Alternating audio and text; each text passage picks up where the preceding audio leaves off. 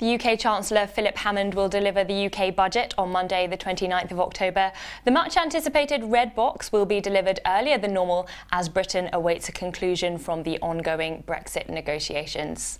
Joining me now for what to expect from the budget is Andrew Wishart, UK economist at Capital Economics. Andrew, thanks so much for coming in. Now, before we get into sort of the nitty-gritty of what might come out of that red box, I wanted to get your view on how significant this budget is, given where we are in terms of the economic crossroads ahead of a conclusion on those Brexit negotiations. Yes, well, this budget is important because it's when we're going to see how the Chancellor is going to fund the already announced increases in health spending. But in terms of looking ahead to how Brexit pans out, we think that also, he's got pressure on the spending side for that, but also he can't give too much away because he'll want to support the economy if there is a no deal with Brexit, and then he could provide some a boost to government spending to perhaps offset some of the negative economic effects of that.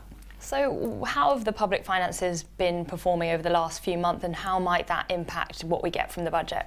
Yeah, so the Chancellor's actually got a little bit lucky here in terms of the public finances have panned out a lot better than the ABR expected in their last forecast, which they made in March. First of all, borrowing last year has been revised down from 45 billion to 39 billion, and then this year as well, whereas the ABR expected it to fall, borrowing to fall by about a fifth, it's fallen by over a third in the first 6 months of the year, which we've got data for. So what that means is that the Chancellor has probably actually already met his near-term fiscal target of the deficit being below 2% of GDP, and that means that he's able to push through the increases to health spending without having to raise as much revenue as he might otherwise have had to. So how do your growth forecasts and your deficit forecasts compare to those of the ABR, because we know they're pretty doom and gloom overall? Yeah, so while the ABR are likely to revise down their forecast for the deficit this year quite substantially to about 25 billion, in the years further ahead, because they're still very gloomy on growth, it's unlikely to fall much further. We're more optimistic that if we do get a Brexit deal, that a rebound in investment and higher consumer spending as inflation eases could mean that growth is higher, and that will feed through to higher receipts and the deficit falling more quickly. So why did the Chancellor bring forward this budget, and is it possible to deliver a fully fledged budget given where we are in terms of Brexit? There's so many unknowns right now. So I think the reason he brought forward the budget is to avoid sort of it interfering when they're trying to get other legislation through in sort of last minute, in the last few minutes before we leave the EU, and also to try and get it passed before it becomes something that increasingly DUP MPs and Eurosceptics might want to amend or vote against in order to put pressure on the government to make concessions to them in the negotiations. So there's been a lot of speculation, of course, about what we might see from that red box on Monday. One of the things that's been in the press a lot is talk about pension tax relief. We've heard the Chancellor say that it's eye-wateringly expensive. I believe that the estimate for the cost to the Treasury is around £39 billion a year. So what do you think we might see there? Yeah, exactly. As the Chancellor's flagged up, it's certainly an area where he's likely to try and raise some revenue. But in terms of I think it's more likely to be tweaking around the edges on pensions tax relief. Certainly, he is likely to reduce it, and I'd say it's probably one of the most likely areas we can expect to see revenue raised from. But because he only needs to find a few billion each year to keep borrowing on a downwards trajectory, I think any changes will be fairly small. So, are there going to be any major measure announcements from this budget? I think the major amendments, the major changes are going to be on the spending side. But we already know about them really. There's the 20 billion for the NHS by 2023-24, which is the main one, and he's been given a bit of a get out of jail free card by the ABR in terms of their downwards revision to their forecast for borrowing.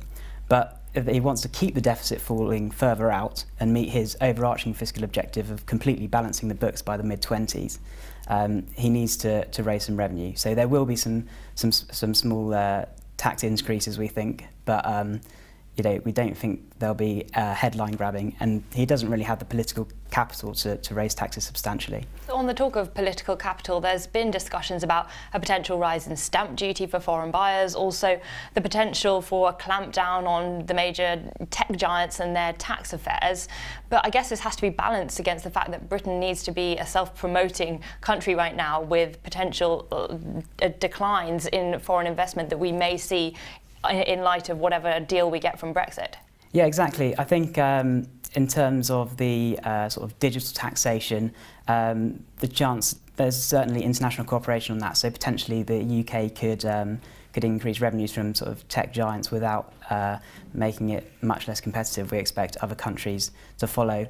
On stamp duty, I mean, I'm not sure that the Chancellor would be too keen to do anything that's more going to damage the housing market, because it already looks fairly vulnerable with prices sort of falling in London at the moment. So do you think there are any sectors that we should be particularly focused on the budget day?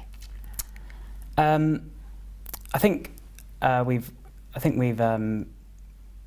flagged obviously the main one, which is be savers, but I think because the increase on spending is on the NHS, there could be particularly older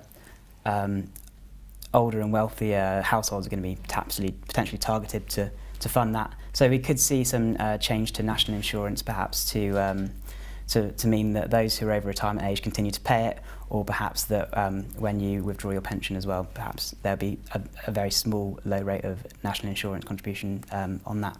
And just before we go, I wanted to switch focus for a second and ask you about the Bank of England. We've got their monetary policy decision coming up, no change expected, but I guess a lot of what will happen there depends on the Brexit deal, if that inflates the pound, and in turn what happens to price levels in the economy. Well, exactly. We've seen that the wage growth has been picking up and is above the Bank of England's forecast, but on the other hand, the upside surprise to inflation has sort of faded away. So the Bank of England will be able to hold off for now until they've got a better idea of how the Brexit negotiations pan out before hiking again, which we think they'll do in May, assuming we get a deal. 25 basis points or? Another 25 basis points, yeah. Andrew, thank you very much for your time. Thank you. That was Andrew Wishart, UK economist at Capital Economics. I'm Victoria Scholar. Thanks for watching IGTV, and we'll see you very soon.